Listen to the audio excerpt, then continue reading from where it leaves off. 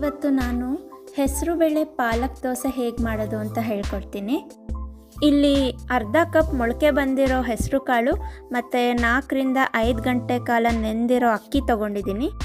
ಈಗ ಒಂದು ಮಿಕ್ಸಿ ಜಾರ್ಗೆ ಅಕ್ಕಿ, ಹೆಸರು ಕಾಳು, 4ರಿಂದ 5 ಹಸಿಮೆಣಸಿನ್ಕಾಯಿ, ಒಂದು ಅರ್ಧ ಇಂಚ್ ಶುಂಠಿ ಮತ್ತು ಅರ್ಧ ಕಟ್ ಪಾಲಕ್ ಹಾಕ್ಕೊಂಡು ನುಣ್ಣಗೆ ರುಬ್ಕೋಬೇಕು. ಇದಕ್ಕೆ ಸ್ವಲ್ಪ ಉಪ್ಪು ಹಾಕ್ಕೊಂಡು ಮಿಕ್ಸ್ ಮಾಡ್ಕೊಳ್ಳಿ.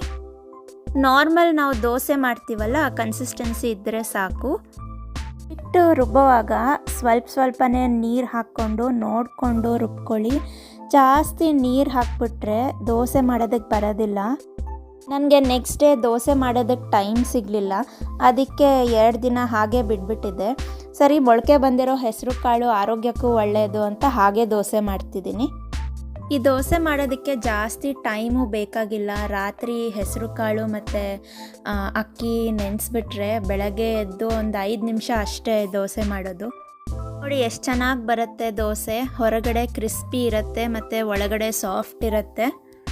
ಒಂದು ಸಲ ಟ್ರೈ ಮಾಡಿ ನೋಡಿ, ಮನೇಲಿ ಎಲ್ರಿಗೂ ಇಷ್ಟ ಆಗುತ್ತೆ. ನಿಮಗೆ ಈ ರೆಸಿಪಿ ಇಷ್ಟ ಆದರೆ ಲೈಕ್ ಮಾಡಿ, ಶೇರ್ ಮಾಡಿ, ಸೇನಾಸ್ ಕಿಚನ್ ಚಾನಲ್ನ ಸಬ್ಸ್ಕ್ರೈಬ್ ಮಾಡಿ.